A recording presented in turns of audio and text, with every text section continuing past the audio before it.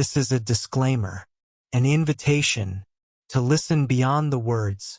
Dear listeners, as you step into this tale, remember, words, like stars, shine in their own way.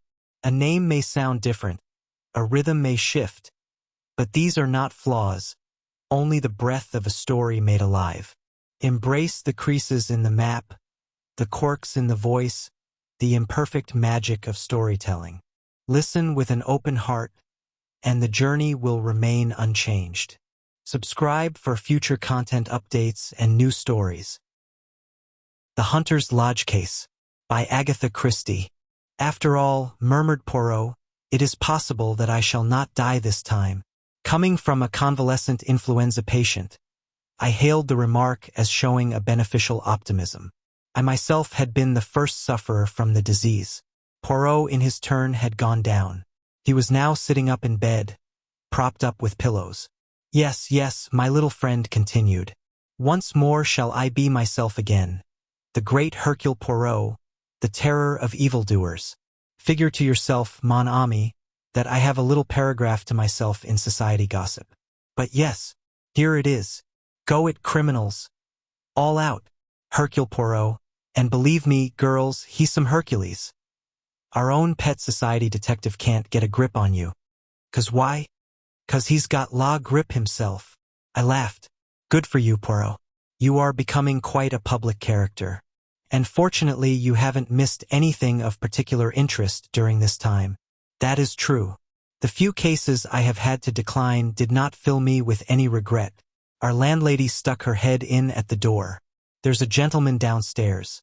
Says he must see M. Poirot or you, Captain. Seeing as he was in a great to-do, and with all that quite the gentleman, I brought up his card. She handed me the bit of pasteboard. Hond Roger Havering. I read. Poirot motioned with his head toward the bookcase, and I obediently pulled forth the Who's Who. Poirot took it from me and scanned the pages rapidly.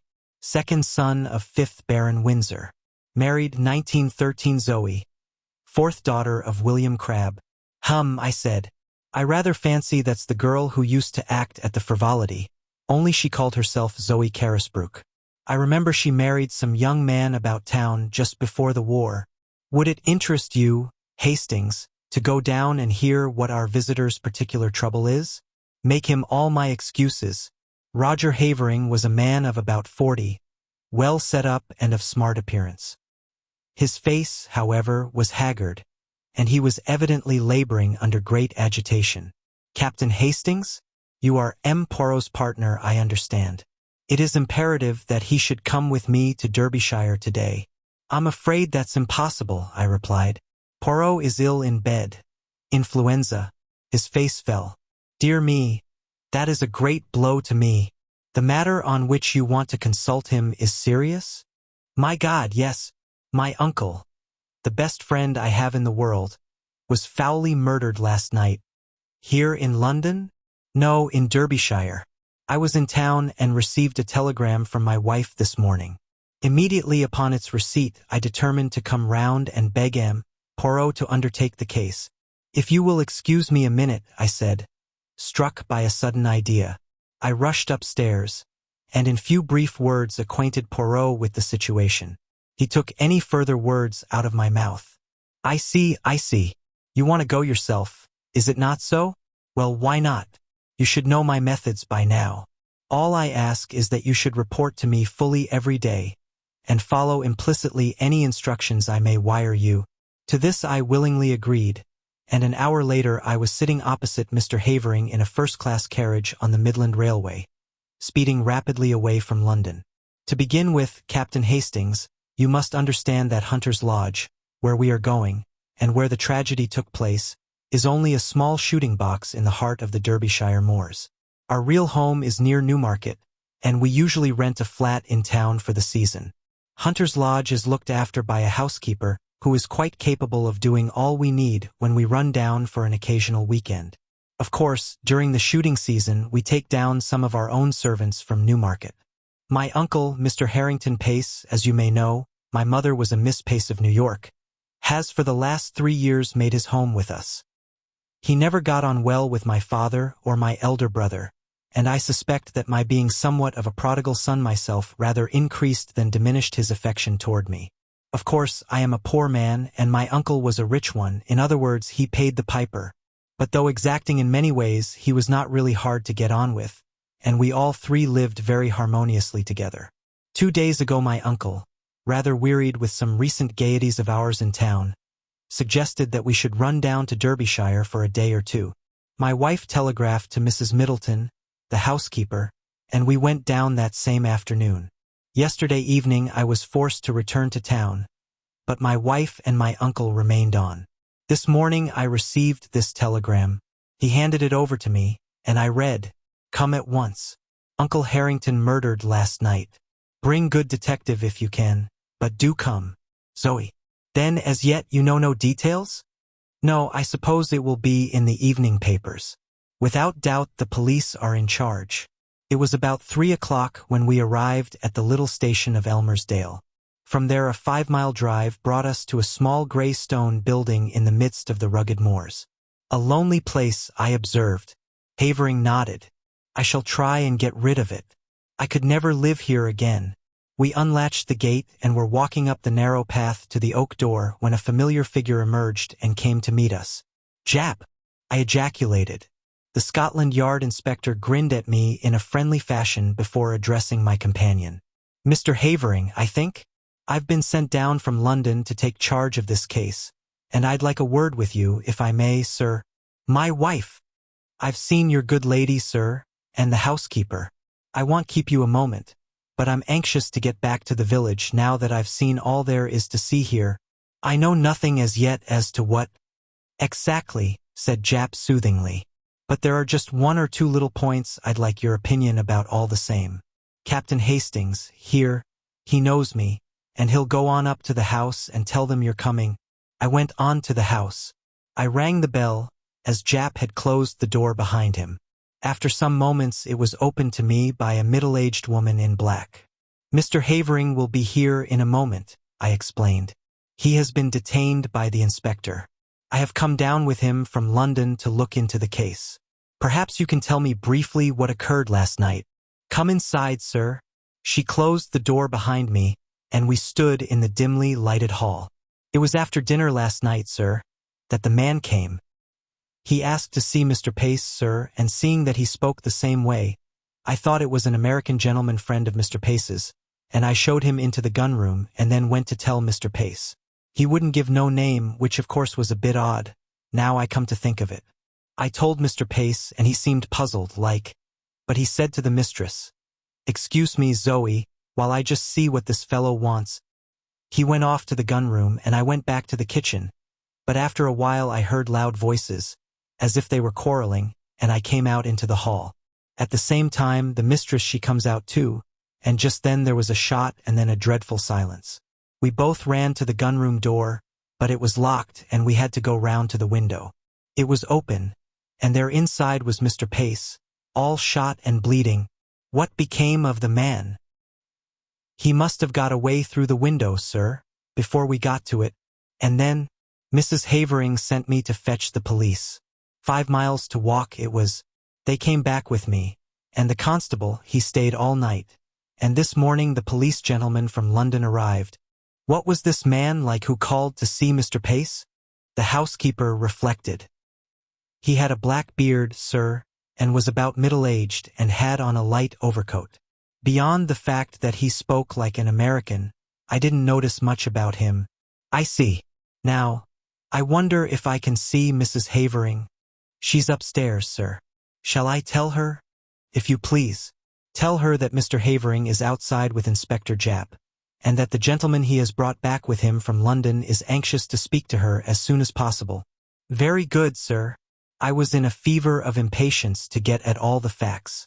Jap had 2 or 3 hours start of me, and his anxiety to be gone made me keen to be close at his heels. Mrs. Havering did not keep me waiting long.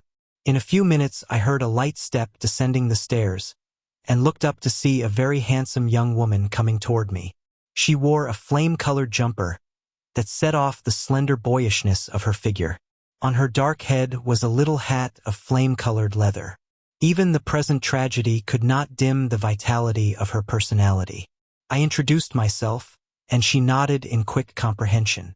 Of course, I have often heard of you and your colleague M. Poirot. You have done some wonderful things together, haven't you? It was very clever of my husband to get you so promptly. Now, will you ask me questions? That is the easiest way, isn't it, of getting to know all you want to about this dreadful affair. Thank you, Mrs. Havering. Now, what time was it that this man arrived? It must have been just before 9 o'clock. We had finished dinner, and were sitting over our coffee and cigarettes. Your husband had already left for London? Yes, he went up by the 6:15. Did he go by car to the station? Or did he walk? Our own car isn't down here. One came out from the garage in Elmersdale to fetch him in time for the train. Was Mr. Pace quite his usual self? Absolutely. Most normal in every way. Now, can you describe this visitor at all? I'm afraid not. I didn't see him. Mrs. Middleton showed him straight into the gun-room and then came to tell my uncle. What did your uncle say? He seemed rather annoyed, but went off at once. It was about 5 minutes later that I heard the sound of raised voices. I ran out into the hall and almost collided with Mrs. Middleton. Then we heard the shot. The gun-room door was locked on the inside, and we had to go round the house to the window. Of course, that took some time, and the murderer had been able to get well away. My poor uncle, her voice faltered, had been shot through the head. I saw at once that he was dead, and I sent Mrs. Middleton for the police straight away. I was careful to touch nothing in the room, but to leave it exactly as I found it. I nodded approval. Now, as to the weapon? Well, I can make a guess at it, Captain Hastings. A pair of revolvers of my husband's were mounted upon the wall. One of them is missing. I pointed this out to the police, and they took the other one away with them. When they have extracted the bullet, I suppose they will know for certain. May I go to the gun-room? Certainly.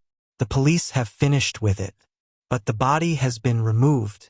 She accompanied me to the scene of the crime. At that moment Havering entered the hall, and with a quick apology, his wife ran to him. I was left to undertake my investigations alone. I may as well confess at once that they were rather disappointing. In detective novels, clues abound, but here I could find nothing that struck me as out of the ordinary except a large bloodstain on the carpet where I judged the dead man had fallen. I examined everything with painstaking care and took a couple of pictures of the room with my little camera, which I had brought with me. I also examined the ground outside the window, but it appeared to have been so heavily trampled that I judged it was useless to waste time over it. Now I had seen all that Hunter's Lodge had to show me. I must go back to Elmersdale and get into touch with Jap. Accordingly, I took leave of the Haverings, and was driven off in the car that had brought us up from the station. Jap I found at the Matlock Arms, and he took me forthwith to see the body. Harrington Pace was a small, spare, Cleanshaven man, typically American in appearance. He had been shot through the back of the head, and the revolver had been discharged at close quarters. Turned away for a moment, remarked Jap, and the other fellow snatched up a revolver and shot him. The one Mrs. Havering handed over to us was fully loaded, and I suppose the other one was also. Curious what darn fool things people do. Fancy keeping 2 loaded revolvers hanging up on your wall. What do you think of the case? I asked as we left the gruesome chamber behind us. Well, I got my eye on Havering to begin with. Oh, yes. Noting my exclamation of astonishment, Havering has 1 or 2 shady incidents in his past. When he was a boy at Oxford, there was some funny business about the signature on one of his father's checks. All hushed up, of course. Then he's pretty heavily in debt now, and they're the kind of debts he wouldn't like to go to his uncle about, whereas you may be sure the uncle's will would be in his favor. Yes, I'd got my eye on him, and that's why I wanted to speak to him before he saw his wife. But their statements dovetail all right, and I've been to the station, and there's no doubt whatever that he left by the 6:15. That gets up to London about 10:30. He went straight to his club, he says, and if that's confirmed all right, why, he couldn't have been shooting his uncle here at 9 o'clock in a black beard. Ah, yes. I was going to ask you what you thought about that beard? Jap winked. I think it grew pretty fast. grew in the 5 miles from Elmersdale to Hunter's Lodge. Americans that I've met are mostly clean-shaven. I questioned the housekeeper first and then her mistress, and their stories agree all right. But I'm sorry Mrs. Havering didn't get a look at the fellow. She's a smart woman, and she might have noticed something that would set us on the track. I sat down and wrote a minute and lengthy account to Poirot. I was able to add various further items of information before I posted the letter. The bullet had been extracted and was proved to have been fired from a revolver identical in size to the one held by the police. Furthermore, Mr. Havering's movements on the night in question had been checked and verified, and it was proved beyond doubt that he had actually arrived in London by the train in question. And thirdly, a sensational development had occurred. A city gentleman, living at Ealing, on crossing Haven Green to get to the district railway station that morning, had observed a brown paper parcel stuck between the railings. Opening it, he found that it contained a revolver. He handed the parcel over to the local police station, and before night it was proved to be the one we were in search of, the fellow to that given us by Mrs. Havering. 1 bullet had been fired from it. All this I added to my report. A wire from Poirot arrived while I was at breakfast the following morning. Of course, black-bearded man was not Havering. Only you or Jap would have such an idea. Wire me description of housekeeper and what clothes she wore this morning. Same of Mrs. Havering. Do not waste time taking photographs of interiors. They are underexposed and not in the least artistic. It seemed to me that Poirot's style was unnecessarily facetious. I also fancied he was a shade jealous of my position on the spot, with full facilities for handling the case. His request for a description of the clothes worn by the 2 women appeared to me to be simply ridiculous, but I complied as well as I, a mere man, was able to. At 11, a reply wire came from Poirot. Advise Jap arrest housekeeper before it is too late. Dumbfounded, I took the wire to Jap. He swore softly under his breath. He's the goods, M. Poirot. If he says so, there's something in it. And I hardly noticed the woman. I don't know that I can go so far as arresting her, but I'll have her watched. We'll go up right away and take another look at her. But it was too late. Mrs. Middleton, that quiet, middle-aged woman, who had appeared so normal and respectable, had vanished into thin air. Her box had been left behind, contained only ordinary wearing apparel. There was no clue in it to her identity or as to her whereabouts. From Mrs. Havering we elicited all the facts we could. I engaged her about 3 weeks ago when Mrs. Emery, our former housekeeper, left. She came to me from Mrs. Selbum's agency in Mount Street, a very well-known place. I get all my servants from there. They sent several women to see me, but this Mrs. Middleton seemed much the nicest and had splendid references. I engaged her on the spot and notified the agency of the fact. I can't believe that there was anything wrong with her. She was such a nice, quiet woman. The thing was certainly a mystery, while it was clear that the woman herself could not have committed the crime, since at the moment the shot was fired Mrs. Havering was with her in the hall. Nevertheless, she must have some connection with the murder, or why should she suddenly take to her heels and bolt? I wired the latest development to Poirot and suggested returning to London and making inquiries at Selborne's agency. Poirot's reply was prompt. Useless to inquire at agency. They will never have heard of her. Find out what vehicle took her up to Hunter's Lodge when she first arrived there. Though mystified, I was obedient. The means of transport in Elmersdale were limited. The local garage had 2 cars, and there were 2 station flies. None of these had been requisitioned on the date in question. I may also mention that inquiries at the agency in London bore out Poirot's prognostication. No such woman as Mrs. Middleton had ever been on their books. They had received the Honorable Mrs. Havering's application for a housekeeper, and had sent her various applicants for the post. When she sent them the engagement fee, she omitted to mention which woman she had selected. Somewhat crestfallen, I returned to London. I found Poirot established in an armchair by the fire. He greeted me with much affection. Mon ami Hastings, but how glad I am to see you. Veritably I have for you a great affection. And you have enjoyed yourself?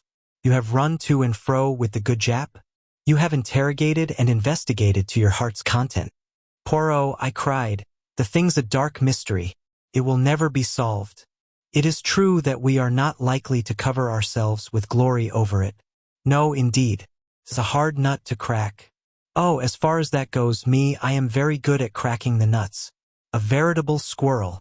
It is not that which embarrasses me. I know well enough who killed Mr. Harrington Pace. You know? How did you find out? Your illuminating answers to my wires supplied me with the truth. See here, Hastings. Let us examine the facts methodically and in order. Mr. Harrington Pace is a man with a considerable fortune which at his death will doubtless pass to his nephew. Point number 1. His nephew is known to be desperately hard up. Point number 2. His nephew is also known to be, shall we say, a man of loose moral fiber? Point number 3. But Roger Havering is proved to have journeyed straight up to London. Precisement. And therefore, as Mr. Havering left Elmersdale at 6:15, and since Mr. Pace cannot have been killed before he left, or the doctor would have spotted the time of the crime as being given wrongly when he examined the body, we conclude, quite rightly, that Mr. Havering did not shoot his uncle. But there is a Mrs. Havering, Hastings. Impossible. The housekeeper was with her when the shot was fired. Ah, yes, the housekeeper. But she has disappeared. She will be found. I think not. There is something peculiarly elusive about that housekeeper. Don't you think so? It struck me at once. She played her part, I suppose, and then got out in the nick of time. And what was her part? Well, I presume to admit her confederate, the black-bearded man. Oh no, that was not her part. Her part was what you have just mentioned, to provide an alibi for Mrs. Havering at the moment the shot was fired. And no one will ever find her, mon ami, because she does not exist. There's no sick person, as your so great Shakespeare says. It was Dickens, I murmured, smiling. But what do you mean, Poirot? I mean that Zoe Havering was an actress before her marriage, that you and Jap only saw the housekeeper in a dark hall, a dim, middle-aged figure in black with a faint, subdued voice, and finally that neither you nor Jap, nor the local police whom the housekeeper fetched, ever saw Mrs. Middleton and her mistress at one and the same time. It was a child's play for that clever and daring woman. On the pretext of summoning her mistress, she runs upstairs, slips on a bright jumper and a hat with black curls attached which she jams down over the gray transformation. A few deft touches, and the makeup is removed. A slight dusting of rouge, and the brilliant Zoe Havering comes down with her clear, ringing voice. But the revolver that was found at Ealing? Mrs. Havering could not have placed it there. No, that was Roger Havering's job, but it was a mistake on their part. Put me on the right track. A man who has committed a murder with a revolver which he found on the spot would fling it away at once.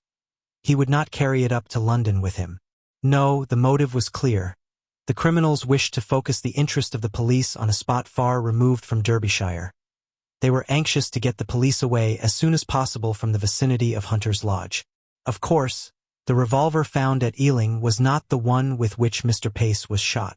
Roger Havering discharged one shot from it, brought it up to London, went straight to his club to establish his alibi, then went quickly out to Ealing by the District Railway, a matter of about 20 minutes only, placed the parcel where it was found and so back to town. That charming creature, his wife, quietly shoots Mr. Pace after dinner. You remember he was shot from behind? Another significant point that she reloads the revolver and puts it back in its place, and then starts off with her desperate little comedy. It's incredible, I murmured, fascinated. And yet it is true. Bien sûr, my friend, it is true. But to bring that precious pair to justice, that is another matter. Well, Jap must do what he can. I have written him fully. But I very much fear, Hastings, that we shall be obliged to leave them to fate, or le bon Dieu, whichever you prefer. The wicked flourish like a green bay tree, I reminded him. But at a price, Hastings, always at a price. Croyez-moi. Poirot's forebodings were confirmed. Jap, though convinced of the truth of his theory, was unable to get together the necessary evidence to ensure a conviction. Mr. Pace's huge fortune passed into the hands of his murderers. Nevertheless, Nemesis did overtake them, and when I read in the paper that the Honorable Roger and Mrs. Havering were among those killed in the crashing of the air mail to Paris, I knew that justice was satisfied. Dear listener, we close the pages on another tale, a journey through words, imagination, and emotion. Here at the Falls Audiobook, where stories flow like a river's current, carrying you to distant worlds and uncharted depths. We thank you for joining us. As always, we invite you to linger a little longer. Subscribe to our channel to discover more stories waiting to be heard, each a cascade of voices, ideas, and artistry. And remember, every great story begins with a single word. Perhaps the next one will begin with you. Until our voices meet again, may your days be filled with quiet moments, rich pages, and the soothing sound of a story well told. This is the Falls Audiobook, signing off.